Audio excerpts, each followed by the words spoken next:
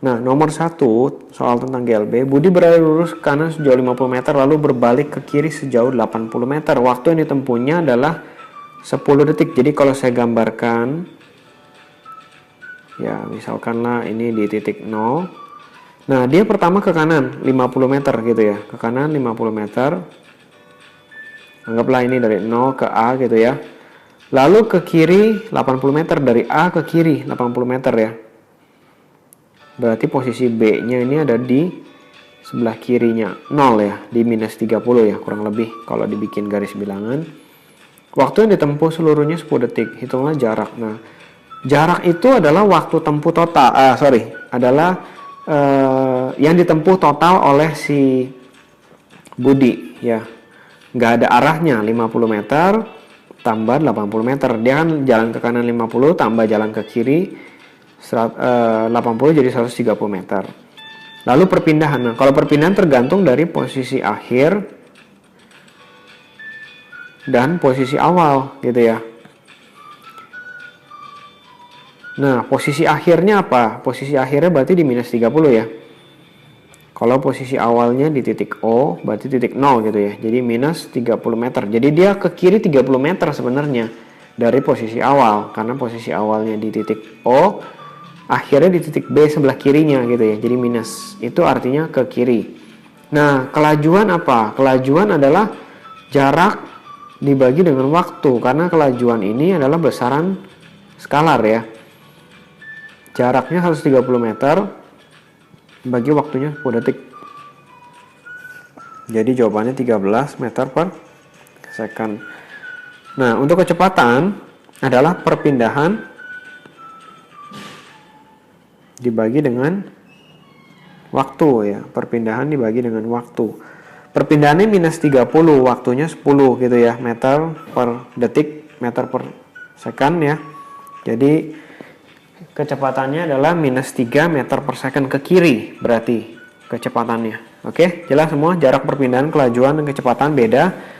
Jadi jarak dan kelajuan ini adalah besaran skalar. Lalu perpindahan dan kecepatan adalah besaran vektor gitu ya. Selanjutnya nomor 2. Dina berlari mengelilingi halaman rumah berbentuk persegi dengan luas 64 meter persegi. Berarti perseginya ini sisinya 8 meter gitu ya. Ia berhasil menyelesaikan 2/4 putaran dalam waktu 20 detik. Hitunglah jarak perpindahan, sama ya, kelajuan sama kecepatan. Anggaplah ini titik A, B, C, D.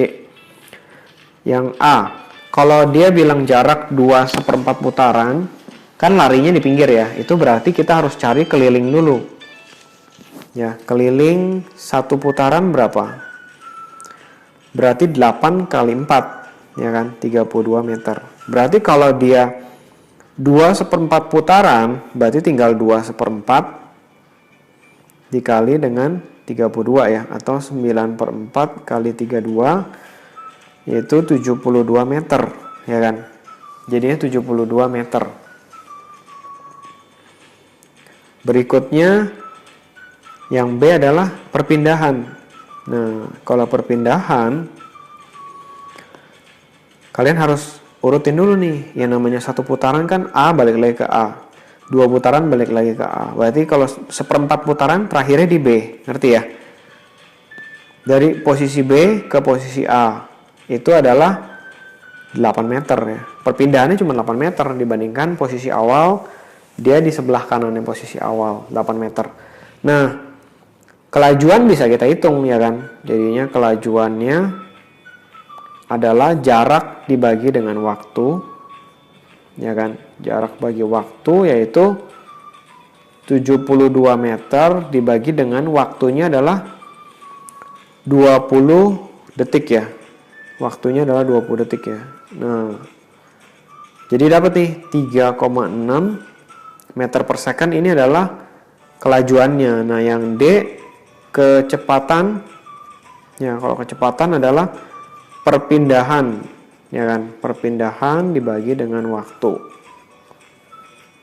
Jadinya dia perpindahannya berapa? 8 meter ya. Dibagi dengan waktunya 20 detik ya dalam second. Jadi jawabannya adalah 0,4 meter per detik.